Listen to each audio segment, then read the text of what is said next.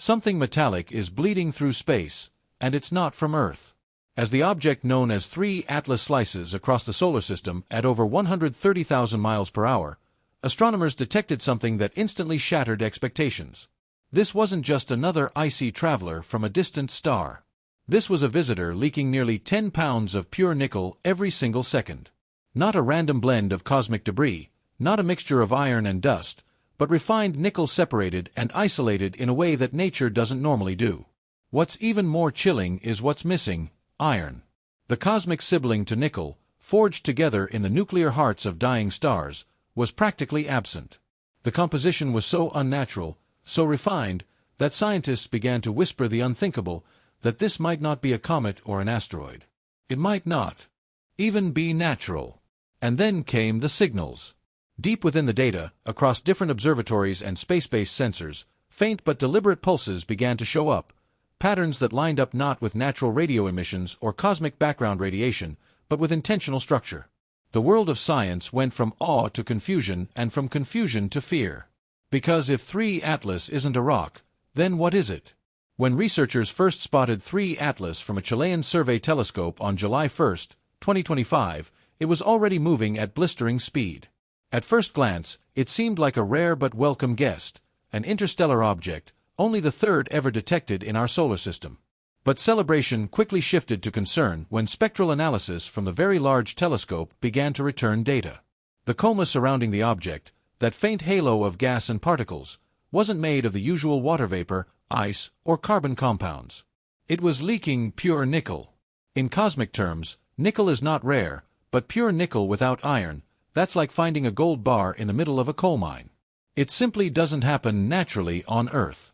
Separating nickel from iron requires intense industrial processes, smelting, chemical separation, and lots of energy. It's a technology, not a coincidence. The fact that this object was doing it in space, and on a scale never before observed, set off alarms. One Harvard astrophysicist made it blunt: this isn't a rock. It's engineered. And just like that, the narrative surrounding 3 Atlas transformed from scientific curiosity into potential contact. Further studies deepened the mystery. James Webb, with its unmatched infrared precision, peered into the emissions of 3 Atlas and made a stunning discovery. Not only was the object shedding metallic nickel, but it also had the highest carbon dioxide to water ratio ever observed in any comet, 8 parts CO2 to 1 part water. For reference, the comets in our solar system typically hover around 4% CO2. This was an object built of entirely different materials. The composition wasn't just strange, it was incompatible with any known formation process in our solar system. If it came from a distant star, it should have traces of familiar elements, patterns, and balances. But 3 Atlas didn't obey any of those rules. It was unique, alien, and deliberate. It felt more like a payload than a natural body, a capsule carrying materials with a purpose. But the question echoed louder each day: what purpose? If its makeup raised eyebrows, its trajectory sent chills down spines. Interstellar objects don't usually play nice with our planetary alignment. They arrive on unpredictable curves, passing quickly through the system, untouched and unbothered. But 3 Atlas seemed to be doing the opposite. It passed near Venus, then Mars, then Jupiter, all in a single flyby sequence so statistically improbable that scientists calculated the odds at 0.005%. To make matters worse, its orbit wasn't just unusual, it was retrograde. Instead of moving with the flow of planetary orbits, it traveled against the grain, like a car going the wrong way on a one-way street, slowly, as if observing, as if planning. And its perihelion, the point where it would be closest to the sun, occurred behind the sun, shielded from our best instruments, as if someone or something didn't want us to watch during its most active phase. Each of these choices, the flybys, the trajectory, the retrograde motion, would be impossible to explain if this were a natural object. But if it was designed, suddenly everything made sense.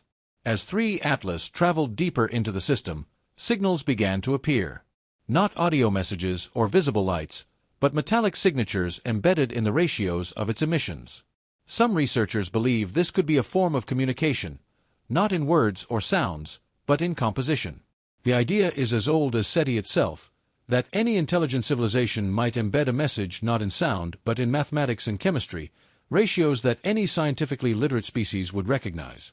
One theory proposes that the nickel-to-carbon ratio, the missing iron, and the extreme CO2 levels are part of an encoded sequence, a metallic Morse code embedded within the object's very structure. Perhaps not a message meant to be read immediately, but a long-term transmission, a signal in physical form, one that would only be noticed by a civilization capable of advanced spectroscopy. In other words, us. The idea that this could be a von Neumann probe, a self-replicating robotic scout, has resurfaced with renewed vigor. Because if the signal is meant to be interpreted, then the object is not a traveler. It's a test. Soon after the trajectory analysis went public, a series of subtle anomalies were reported by observatories tracking nearby asteroids. A cluster of objects in the asteroid belt began to show minute but measurable shifts in their paths.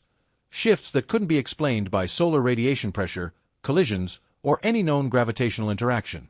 The only common denominator: each of these objects had recently passed within several million kilometers of 3 Atlas's trajectory. This hinted at something terrifying: localized gravitational manipulation. In other words, 3 Atlas was affecting the space around it in ways no natural object should. It wasn't just interacting with our system, it was changing it. Scientists at the European Space Agency called it gravitational whispering, a term used to describe gravitational distortions so faint they're almost untraceable, unless you're looking for them. The implications were massive. If 3 Atlas can alter the orbits of other bodies subtly and consistently, it might be mapping the gravitational topology of our solar system, or worse, probing how easy it would be to destabilize it. James Webb then delivered another piece of the puzzle, and it only made things darker. Using its mid-infrared instrument, MIRI, the telescope measured not only the reflected heat from the Sun on 3 Atlas's surface, but also internal emissions from within. The results defied every known law of passive thermodynamics. Instead of cooling as it moved away from the Sun, the core of 3 Atlas grew warmer. This pattern made no sense unless the object was generating heat internally. This was not heat from outgassing, friction, or radioactive decay. It was too steady, too uniform, and too controlled. It behaved like a reactor, not a rock. A stable heat signature pulsing at regular intervals. The emissions formed a wave that repeated every 51.2 minutes and then suddenly dropped to 17.07 minutes. This shift in rhythm was later found to match precisely with the timing between the object's gravitational whispers. This was no coincidence. This was coordination. Just as things couldn't seem more unearthly, a detection from Earth's own moon changed everything. The Lunar Reconnaissance Orbiter, circling the moon for over a decade, picked up a bizarre electromagnetic echo on its dark side, a signal that mirrored the metallic frequency signatures emitted by 3 Atlas. This wasn't just a distant broadcast. It was a reflection, as if something on or beneath the lunar surface was resonating with the same. 3 Atlas's signal seemed to awaken something on the moon, or respond to it, before suddenly going silent. The silence wasn't random, it was deliberate, as if the object had sent a message, received a reply, and then gone dormant. When scientists reanalyzed its emissions, they discovered hidden binary code within molecular signals, an intelligent, algorithmic pattern. Soon after, they found the same modulation in a distant radio burst from another galaxy, suggesting a vast interstellar network. As fear spread, astronomers detected a strange lensing field around the object, evidence of cloaking technology. Then, a 37-second global sensor blackout occurred, followed by a slight, precise course change, implying the object knew it was being watched. A leaked ESA report described a brief, geometric thermal bloom, proof of artificial activity. Next, Earth's magnetic field fluctuated in sync with the object's orbit, as if it were scanning or mimicking our planet. Seismic sensors later picked up rhythmic vibrations in the Indian Ocean aimed skyward, possibly a communication attempt. Finally, a small satellite began repeating Atlas's signal, as if infected or repurposed as a relay. 3 Atlas wasn't a comet, it was a machine, a node in a larger system. Every signal whispered one message: you were never alone. Now its transmission echoes through our planet's magnetic shell, leaving one chilling question: what happens when the reply arrives?